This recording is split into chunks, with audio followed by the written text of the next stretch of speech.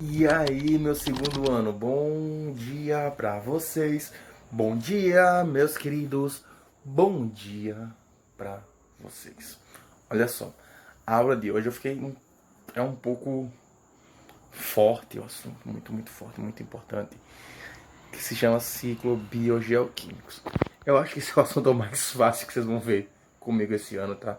Ele é super tranquilo. É o próximo capítulo, tá? Capítulo 18. Não me perguntem novamente qual é o capítulo. Capítulo 18. Então, peguem um livro, abram no capítulo 18. Entendeu? 18. Então, vamos lá. Pra gente começar, pessoal, respirem fundo, se alonguem, estica o pescoço, pense em Nosso Senhor Jesus Cristo e só vai, tá? A gente vai ter um senhor trabalho sobre isso. Eu escolhi o assunto mais tranquilo pra gente fazer um trabalho, tá?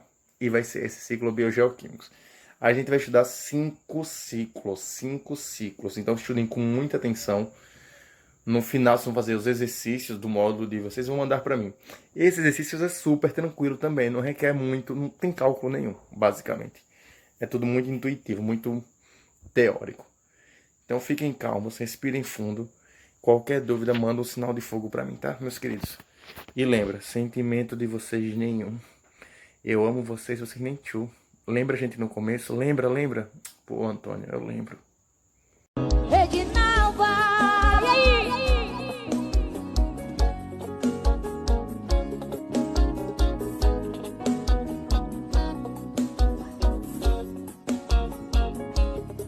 Reginalva,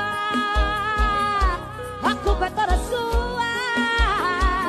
Se você tinha Reginalva, você foi procurar na rua.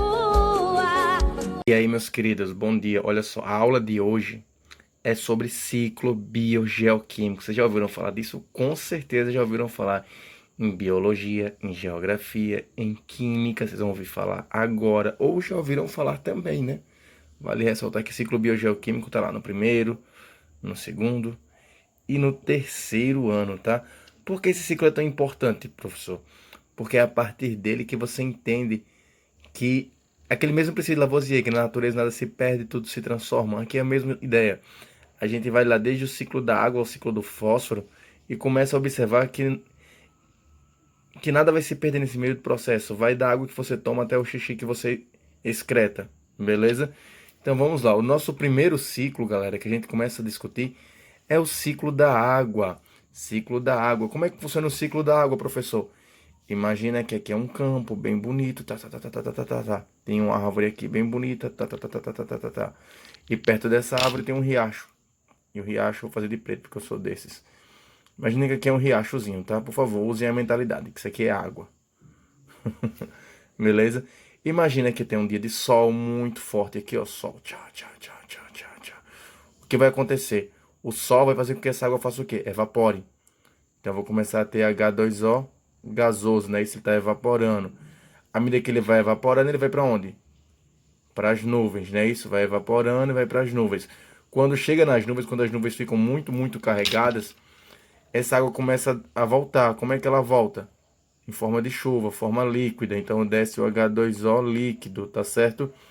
Olha só, sempre que vocês verem o nome H2O assim, quer dizer que ele está líquido. Assim quer dizer que ele está gasoso, ok? Então ela sobe gasoso e desce líquido.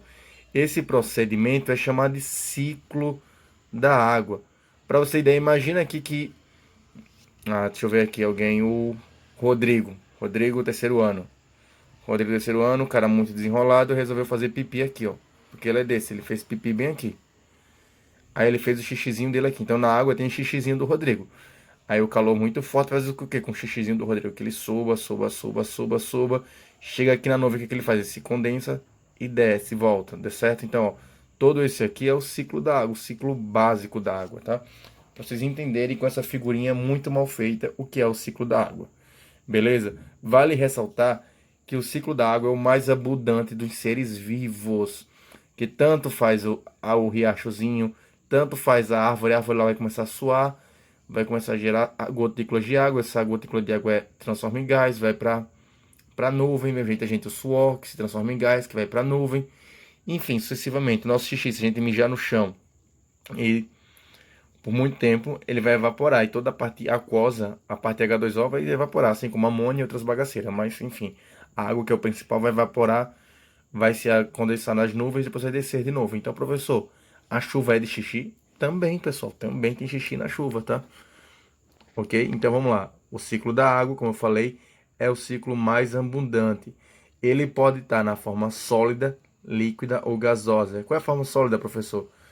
Os icebergs, certo? A parte de gelo, a parte congelada, é a parte sólida. O líquido, que é a forma que a gente já conhece, e a forma gasosa, certo?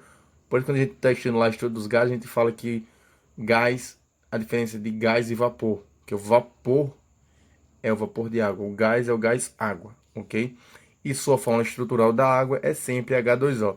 Esse H2O pode vir como? Assim, que representa o quê? Gasoso. Assim, que representa o líquido. E assim, que representa o sólido, beleza? São as três estruturas dele, pessoal. Isso aí para o ciclo da água. O próximo ciclo, e um dos ciclos mais importantes, que é muito comum cair no Enem, gente, é o ciclo do carbono. Ciclo do carbono. Por que ciclo do carbono? Porque o carbono é composto de todos os compostos orgânicos. A gente caracteriza o carbono por um alto adensamento orgânico. E galera, vale ressaltar o seguinte também, tá? Que o carbono é o principal constituinte. Carbono, a molécula carbono, Czinho, ele é o principal constituinte das moléculas orgânicas. Moléculas orgânicas, certo? Então ele é o principal constituinte das moléculas orgânicas. E o ciclo do carbono, ele é baseado em quê, minha gente? Na fotossíntese. Fotossíntese, beleza? Então, ó, o carbono é o elemento, é a molécula mais importante dos compostos orgânicos e ele é baseado na fotossíntese e respiração. Como assim respiração? Toda vez que eu respiro, eu libero o quê, pessoal? CO2. Eu absorvo oxigênio e libero CO2, beleza? E isso ocorre por quê? Porque o ciclo do carbono consiste nada mais nada menos na fixação de oxigênio pelas moléculas de carbono, beleza? Aí você lembra daquelas definições lá que o professor de biologia falou para vocês dos seres autotrófos? Vocês lembram que são seres autotrófos? São os seres capazes de fixar carbono, beleza? Então, se eles são capazes de fixar carbono, é chamado de autótrofos. Beleza? Eu falei autótrofos. Meu Deus, é autótrofos. Certo? Aí, para retornar ao meio ambiente, o CO2 é liberado através da queima de combustíveis. Beleza? Quando a gente faz lá uma fogueirazinha, vamos lá, fogueirazinha. Tchá, tchá, tchá. Tá aqui a minha fogueirazinha. Quando a gente queima, faz uma queima, a gente faz o que? A gente tá liberando o quê? CO2, não é isso? E água. Vocês viram isso na aula de combustão química, beleza? Então, toda vez que a gente está queimando, a gente libera CO2 e água. A água vai para onde? Vai para o ciclo da água, esse ciclo que a gente desenhou. Já o CO2, ele é absorvido no ciclo de respiração, no ciclo do carbono, beleza? Alguns compostos são muito ricos em carbono. E o principal deles é o petróleo, pessoal. Vocês sabem o que é o petróleo? O petróleo são sedimentos orgânicos, são restos. Ah, professor, como assim restos? São restos de vida. A gente postula que o petróleo surgiu o quê? Da época da pré-história, onde animais, corpos, resíduos foram lá houve transformações geoquímicas no processo, e ele foi lá se transformando em petróleo, que seria uma matéria riquíssima em carbono. E toda vez que a gente queima petróleo, a gente libera o quê? CO2. Então, o petróleo nada mais é que sedimento. Então, ó, professor, então o que você está dizendo para mim o quê? Que restos de corpos de animais antigos geram essas jazidas de petróleo. Então, professor, será que daqui a uns 5.000 anos os cemitérios hoje serão poços ricos em petróleo? Sim, poderá ser, porque petróleo é constituído de matéria orgânica envelhecida, beleza? E vê só, quanto mais a gente queima petróleo, a gente forma CO2, não é isso? Quanto mais petróleo a gente queima, a gente forma CO2. E esse CO2, ele faz o que? Ele gera um grande efeito no que a gente chama de efeito estufa. Vocês sabem o que é o efeito estufa? É o aquecimento. Aquecimento e esfriamento. O efeito estufa é ruim? É mal? Pessoal, o efeito estufa não é mal. O efeito estufa é essencial para a vida. Beleza? O que é mal do efeito estufa é o aumento dele. O aumento desenfreado. E esse aumento desenfreado vem graças ao quê? Graças à queima de compostos orgânicos de forma desenfreada. Por isso que tem uma lei chamada crédito de carbono. Crédito de carbono. Já ouviram falar sobre isso? Perguntem ao professor Felipe depois, tá, um pouquinho sobre o que é o crédito de carbono.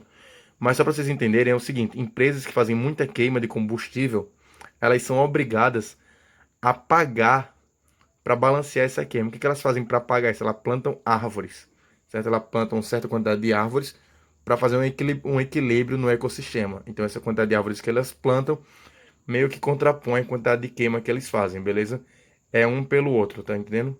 Eu queimo e planto, e aí eu formo um crédito financeiro hoje chamado crédito de carbono. Inclusive hoje, quando você vai nas grandes organizações das Nações Unidas, quando se fala em desenvolvimento sustentável, o crédito de carbono é o que move a economia verde, tá? Fica muita dica para vocês conversarem sobre isso com o professor Felipe, sobre crédito de carbono. Beleza? Então a gente já viu o ciclo da água e viu o ciclo do carbono, beleza? Então o ciclo de carbono se transforma em quê? Se baseia aqui na fotossíntese e na respiração. E o carbono é o quê? É a molécula constituinte de toda a matéria orgânica. Beleza? O próximo ciclo é um ciclo muito importante. É o ciclo do oxigênio. O ciclo do oxigênio é o ciclo da respiração. Ele está presente em todos os compostos. Ele está lá no CO2, que é liberado na queima, também tem oxigênio. Está no próprio gás oxigênio. Está na água. Está na glicose e está no ozônio, beleza? Então, vê só, ozônio faz parte do ciclo do oxigênio. Então, quando a gente diz que a camada de ozônio está rompendo, é um conceito muito perigoso de ser falado. Inclusive, também fica a dica, conversem sobre o rompimento da camada de ozônio com o Rudá e com o Felipe, porque são... Caramba, se eu expressar minha opinião quanto físico-químico sobre a camada de ozônio, dá muita briga, dá muita polêmica. Então, fiquem a dica, ó, quando terminar essa aula, vão ler sobre a verdade sobre o rompimento da camada de ozônio. Mas só para vocês terem ideia, o ozônio faz parte da constituição da atmosfera. Então não existe um rompimento da camada de ozônio. Isso não existe, tá? Porque o ozônio é estrutural, é essencial. Ele não vai se romper. O que existe é a presença de outros gases tóxicos que liberam radiação solar. Mas enfim, como eu falei com vocês, discutam sobre o ozônio com os professores de biologia e geografia. Eles vão lhe dar altas explicações. Se vocês quiserem uma explicação bem escrota, ou melhor, bem fria, escrota não, fria sobre isso, eu posso dar em off para vocês, ok? Que eu sou desses. Mas ó, o ciclo do oxigênio é o ciclo onde tem todas as moléculas de oxigênio, então ele está presente em tudo. Lembrando que nossa camada de oxigênio, por mais que esteja presente em tudo, a gente tem o que, ó? Oxigênio, nitrogênio, certo? E muitos outros gases. Oxigênio só representa 22% da nossa camada, o restante é nitrogênio. Então, o nitrogênio é o do ciclo mais importante e é o que mais cai no Enem, tá? Ciclo do nitrogênio. Onde é que o nitrogênio está presente? No DNA, no RNA, nas proteínas, no ATP e no próprio nitrogênio, beleza? E esse nitrogênio que está na atmosfera, ele sofre radiações continuamente. A primeira radiação é a fixação. Como assim a fixação? O nitrogênio que está aqui livre, ele sofre ataque de outros compostos orgânicos, de outras matérias que estão lá no ar, e ele forma o que a gente chama de amônia. E a amônia é um componente químico tóxico, tá? E depois da fixação, essa amônia ainda passa por outras e outras etapas. Ela pode passar por uma segunda etapa chamada de nitrificação. O que é esse processo de nitrificação, professor? A amônia que foi gerada, ela vai perder elétrons e forma um nitrito. O nitrito, galera, é algo extremamente tóxico. Extremamente tóxico. E para não deixar esse nitrito passar lá por muito tempo, dentro do ciclo do nitrogênio, esse nitrito logo de cara ele é convertido em nitrato, para ser menos agressivo ao meio ambiente. Então, ó, a gente tem a amônia. Essa amônia é convertida em nitrito. E depois dessa amônia, depois de ser nitrito, ela se torna nitrato. Nitrito é NO2- e nitrato NO3-, beleza? Então, amônia NH3, nitrito NO2- e nitrato NO2,3-, beleza? Então, a gente tem fixação e nitrificação. Após esse processo de fixação e nitrificação, o composto orgânico chegou na Terra. Aí ele vai entrar em contato com os seres vivos, e para entrar em contato com os seres vivos, na teoria, ele sofre um processo chamado desnitrificação. Por quê? Esse processo, para ter certeza que ao entrar na Terra, ele não vai poluir, não vai destruir, não vai matar ninguém. Beleza? Ele é absorvido a partir de compostos nitrogenados. O que são compostos nitrogenados?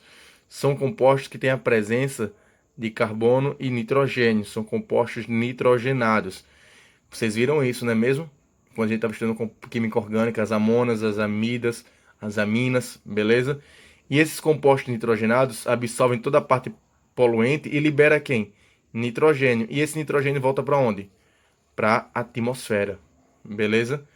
Ele volta para a atmosfera. E o último, não menos importante, é o ciclo do fósforo. O que é que tem o ciclo do fósforo? O ciclo do fósforo é um ciclo essencial para a energia. Onde é que ele está presente? No ATP, na adenosina trifosfato. Não é isso? ATP, adenosina trifosfato, é isso mesmo. Ela está presente no DNA e no RNA. Ele é uma matéria constituinte, é uma matéria de energia. Onde é que o fósforo está? O que acontece com o fósforo? As plantas assimilam os fósforos. Então a planta assimila o fósforo.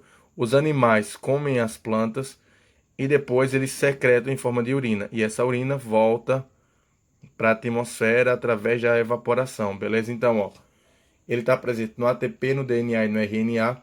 Esse fósforo forma um ciclo, certo? Ele entra nas moléculas mais constituintes, vai para as plantas e animais que assimilam fósforo. Os animais comem as plantas, os animais depois excretam eles em forma de urina e fezes. Essa urina e fezes é evaporada ou é reabsorvida no solo, formando assim o ciclo do fósforo, beleza? Só para vocês entenderem, o fósforo entra e sai continuamente do nosso organismo. Aí vê só, tem uma questão bem bacana no livro de vocês, página 43, tá? Página 43, questão 12, capítulo 18. É capítulo 18, eu acho. Enfim, que fala o seguinte, ó, leia esse verso. Água dos igarapes, onde ara a mãe d'água, é misteriosa canção. A água que só evapora, pro céu vai embora, virar nuvens de algodão. Certo? Ela tá falando aqui nesse trecho dessa música, que eu não conheço, inclusive se quem quiser conhecer, bota esse trechozinho no Google e descobre. Ela tá falando de um ciclo. Observa na canção, o autor refere-se ao ciclo biogeoquímico da água. E nesses versos faz referência a um processo físico, a evaporação. Além da evaporação, um outro processo fisiológico contribui para que a água dos corpos de alguns organismos passe a pela e desta atmosfera. Nossa! Que processo fisiológico é este? Qual é a sua principal função? Ele está perguntando qual é o processo fisiológico que esse trecho está narrando. Vamos lá. O processo fisiológico, podem escrever aí, tá? O processo fisiológico é qual, pessoal? O processo fisiológico é a transpiração. Quando a gente transpira, é como se nosso corpo estivesse evaporando água. Beleza? Então, o processo fisiológico é a transpiração. Aí ele fala, se em um lugar de descrever o ciclo da água, o autor desejasse descrever o ciclo do carbono, seriam outros processos a se referir.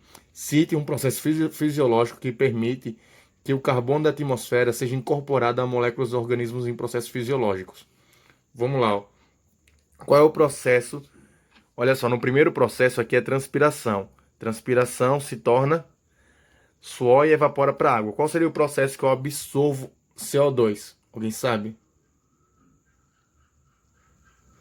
Pessoal, a gente só absorve CO2 através da fotossíntese que as plantas fazem. Então, o processo do carbono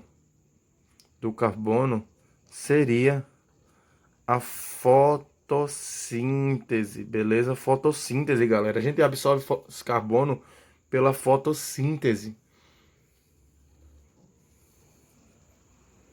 Beleza? Fotossíntese. E o carbono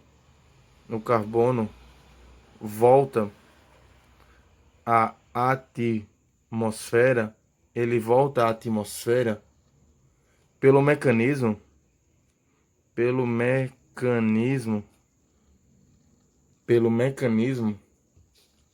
de respiração aeróbia. Vocês se lembram o que é uma respiração aeróbia? Aeróbia dos seres vivos. Beleza, pessoal? Fica a dica, ó. Quem terminou isso aqui vai respondendo página 42 e 43, tá? Fica a dica aí, respondam. Qualquer coisa a gente vai tirando dúvida. Ok? Estudem com paciência e com atenção. E qualquer coisa eu tô aqui. E aí, meus queridos, restou alguma dúvida? Como é que tá? Como é que foi? Como é que tá? Quando nenhum dos dois é flor que se cheira, quando o malandro se apaixona nos tranqueira. É difícil, é difícil. Mas ó, vê só. Agora, nesse momento, vocês viram a aula? Escrevam tudo que vocês viram, vão com calma, revejam quantas vezes for necessário. Pede ajuda do coleguinha. Sabe aqueles tópicos que eu levantei? Conversem com os professores de vocês, tá? Conversem sobre crédito de carbono. Conversem muito, muito com o professor de Rudar sobre os efeitos biogeoquímicos. Isso cai pra caramba no Enem. E, galera, não vamos perder tempo. Ok? Fica com Deus. Abração. E eu curto muito vocês. Vocês me curtem muito, eu acho. Não sei. Quando terminar tudo, manda foto pra mim, tá? Como sempre. E aguardem que vem novidades por aí.